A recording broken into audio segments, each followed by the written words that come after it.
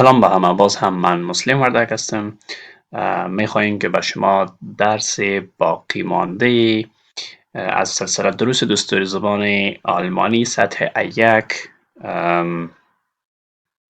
بخش باقی مانده و یا درس باقی مانده درس هفتم را به شما ارائه بدارم. در ویدیوی اول درس هفتم و یا هم بخش اول درس هفتم درس و یا هم مثال آخری ما در اینجا بود. حالا باز هم میایم پس میخوانیم تا بهتر بفهمیم. گفتیم که مثلا اینجا میایم باز هم یک توضیح مختصر درباره داتیو، اکوزاتیو و گنتیو به شما میتم.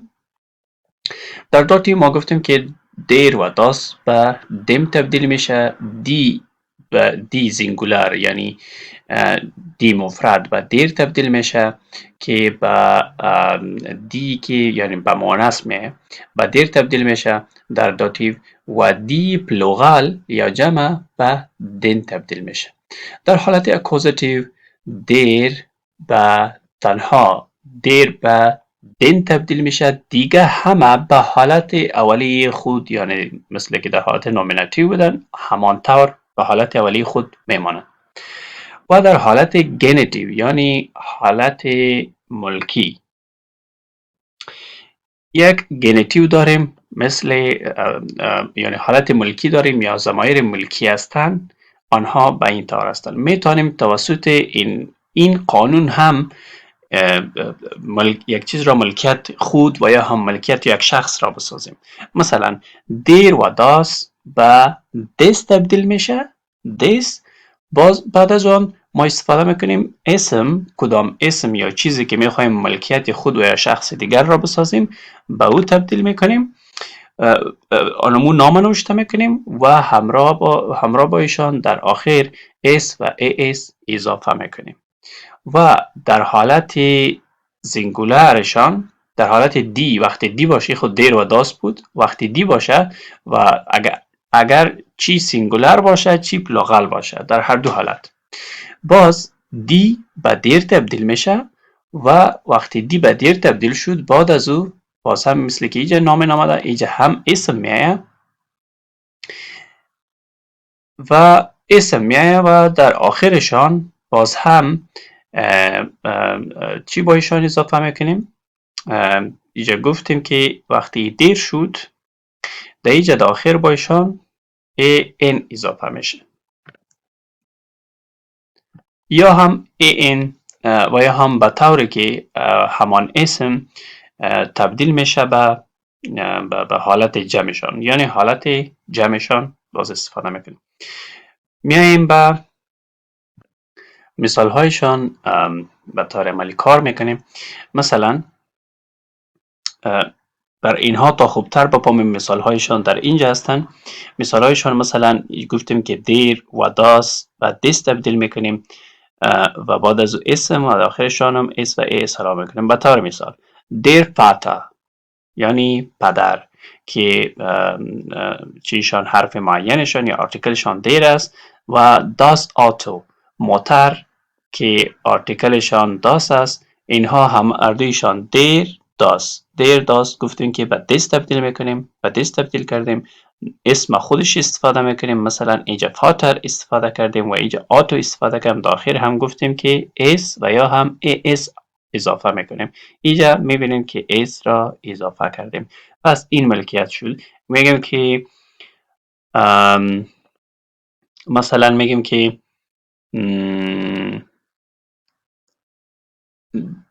die Farbe des Autos ist rot. Die Farbe des Autos ist rot. مثلا اینجا مثال نوشته میکنم. Die Farbe des Autos ist rot. Die Farbe des Autos ist rot. یعنی رنگ این موتر چی طور است؟ سرخ است. یعنی امیرنگ this autos وقتی که گفتیم یعنی امرنگ یک خصوصیت همان موتر شد، یک خصوصیتشان شد و مربوط کدام چی شد؟ مربوط همان موتر شد، رنگ همان موتر حساب گفته میتونیم که ملکیتشان یعنی مربوط به موتر ساختیم. ای فاربس اینجا آر در اینجا میه The Farbe des Autos ist rot. پس اینجا میایم دیگر مثالایشان، مثلا در حالت نومیناتیو وقتی مسکولینم یعنی مذکر وقتی در حالت نومیناتیو داتیو و اکوزاتیو و هم گنیتیو استفاده میکنیم باز چطور استفاده میشد با مثال مین. اینجا این دونگن دی پوزیسیو پرونومن am Beispiel mein میگه پسوندهای این دونگن به معنای پسوندهای ضمایر ملکی همراه با مثال مثال همراه با مثال مین. مثلا در اینجا میایم زینگولر به معنای مفرد، پلوغال به معنای جمع، در حالت نومیناتیو ماسکولین، فمینین و نیوترم میخوانیم. در حالت نومیناتیو مثلا میگیم که این منتل به معنای کرتی است. کرتی مثلا آرتیکل کرتی دیر است. دیر گفتیم که در حالت نومیناتیو دیر است، مثلا میگیم که مین منتل. در حالت داتیو اینا دیر به دیم تبدیل شد، وقتی دیر به دیم تبدیل شد مین به مینم تبدیل میشه، میگیم که مینم منتل. و دیگه داریم اکوزاتیو، در اکوزاتیو دیر گفتیم به دیم تبدیل میشه، اینجا داریم مینن منتل. در گنیتیو مطابق با این مثال دیر به دس تبدیل میشه، مین به مینس، بعد از او اسم استفاده میکنیم، اینا اسم استفاده کردیم و داخل هم اس را اسم استفاده کردیم و داخل هم اس اضافه میکنیم، اس و یا هم اس، اینا منتلز، مینس منتلز. در حالت فیمینین مثلا در حالت نومیناتیو مینه هوزه یعنی پتلون من، و وقتی گفتیم که در حالت داتیو دی به چی تبدیل میشه؟ دی به دیر، اینا دی به دیر تبدیل کردیم، مینه به مینر هوزه تبدیل شد.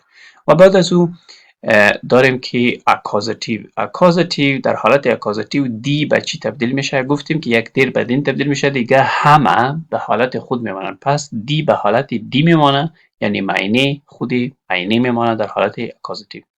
و دیگه داریم گنیتیو. در حالت گنیتیو گفتیم که دی اینا مطابق قانون گفتیم که دی به دیر تبدیل میشه، بعد از او در حالت اسم در حالت جمع استفاده میکنیم. مثلا در اینجا اینا ای در حالت جمع یا چی جمع باشه چی مفرد، در حالت همو جمع یا مفردشان استفاده میکنیم.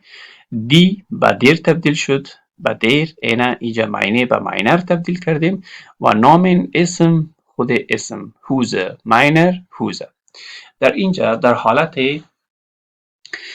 نیوترم یا بیجان باز هم گفتیم که در حالت نومیناتیو امو داس همد پس مین همد. وقتی گفتیم که داس در حالت داتیو به دم تبدیل میشه، پس مین به مینم همد یعنی یخنقاقمه. و دیگه گفتیم که داس در حالت اکازاتیو داس در حالت خود میمانه، پس در حالت خود که ماند اینجا میگیم که مین همد. دیگه داریم مطابق با قانون داس همد مثلا مطابق با این قانون داس به چی تبدیل میکردیم؟ به دس، اینه گفتیم دس مینس.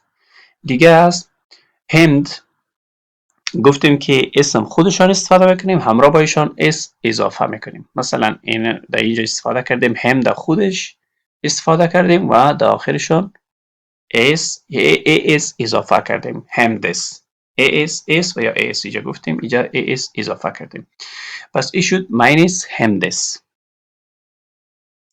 و دیگه داریم در حالت پلوغال در حالت نومیناتیو گفتیم که همو دی است، دی همدن یا خانقاق ها، مین همدن یا خانقاق های من.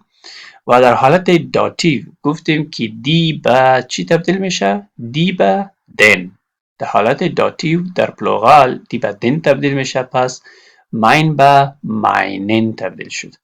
اینجا در حالت داتیو داریم که ماینن همدن، ماینن همدن یا خانقاک های من. و دیگه داریم که اکوزاتیو. اکوزاتیو گفتیم که در حالت دی چی سینگولر باشه چی پلوغال باشه، در اکوزاتیو به آنمو حالت خود میمانند، یک دیر است که تبدیل میشه. پس اینجا اکوزاتیو اینجا میگیم که معنی همدن. و گنتیو مطابق همین قانون، مطابق اینی قانون سوال را حذف میکنیم، مطابق اینی قانون دی به دیر تبدیل کردیم. دی اینا دی است به دیر تبدیل کردیم و باز اسم خودشان استفاده کردیم. دی و دیر معنی به ماینر تبدیل شد، اسم خودشان استفاده شد، یعنی در حالت جمعشان است. پس در حالت جمع خودشان استفاده شد، میگیم که ماینر همدن. پس میایم پایین هم به این مثال را با شما گفتم. مثال دیگه است دیهوزه. دیهوزه در حالت نومیناتیو است. باز مثلا ایره وقتی در حالت گنتیوشان میگیم. پس دیر گفتیم که به دیر تبدیل میکنیم، به دیر تبدیل کردیم. در حالت هوزه حالت مفردشان است و هوزن باز جمع است. پس گفتیم که اینجا چی سینگولر باشه چی پلوغال باشه، دی به دیر تبدیل میشه و حالت سینگولر و پلوغال هر دویشان استفاده میشه. باز میفهمیم که کدام مفرد است کدام جمع. ایره میفهمیم که در حالت اولی چیزی که از اونمو هست و در اینجا یک تغییر میبینیم داخل این اضافه شده به معنای از که حالت پلوغال یا جمعشان است. پس میایم به مثال ها. Es ist mein Mantel. این mein Mantel دیر گفتیم مطابق به مثال der Mantel یا mein Mantel این حالت نومیناتیو است. Ich trage meinen Mantel در به dem تبدیل شد، پس حالت داتیو است. یعنی این کرتی من است و این جمله هم من می پوشم کرتی خود را. Ich ziehe nicht meine Hose aus. meine Hose aus اینجا در حالت گنتیوش است. من نمی پوشم، من نمی کشم، کشیدن از جان کشیدن، من نمی کشم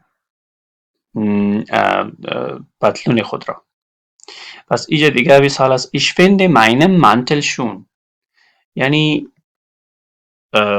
منتل یعنی کرتی من مقبول است. پس اینجا mein به meinen تبدیل شد، یعنی حالت اکوزاتیو از در بدن است. و ich finde mein Hemd gut. یعنی ich finde mein Hemd gut و معنای از که یخنقاق ما خوب است. پس اینجا mein Hemd، همد گفتیم که چی است؟ هند گفتیم که داس است. داس در حالت اکوزاتیو به حالت خود میمانه. پس میگیم که das Hemd mein Hemd. پس خب میایم به مثال دیگه. Das Reißverschluss meines Mantels ist kaputt. Reißverschluss زنجیر را میگه. زنجیر کرتی من. اینجا گفتیم که das Reißverschluss meines Mantels. ای در منتل است. در گفتیم که مطابق اینمی قانون به دست تبدیل میشه. پس مین به ماینس و اسم خودش آمد و اس را اضافه میکنیم. ماینس منتلز یعنی زنجیر کرتی من is کپوت، خراب شده. پس اینجا مثال عملی گنتیو استفاده کردیم. Das Reißverschluss von meinem Mantel ist kaputt. معنای این هر دو جمله یکسان است، ولی در اینجا گنتیو است، اینجا باز اکوزاتیو داتیو است. توسط داتیو هم میتونیم که را ملکیت خود بسازیم. یعنی das Reißverschluss یعنی زنجیر کرتی من خراب شده. Ich bügele jeden Tag meinen Hemden. میگه من اتو میکنم. بوگلی به معنای اتو کردن. هر روز یخنقاق های من. پس این جمع است. دی گفتیم که مطابق قانون دی با در داتیو دی به دن تبدیل میشه و او هم به حالت خود میه. اسم به حالت جمعشان میه، به حالت خود. پس این بود درس هفتم ما. با امید از اینکه شما فهمیده باشین و یاد گرفته باشین. برای دروس دیگر با ما باشید و چینل ما را سابسکرایب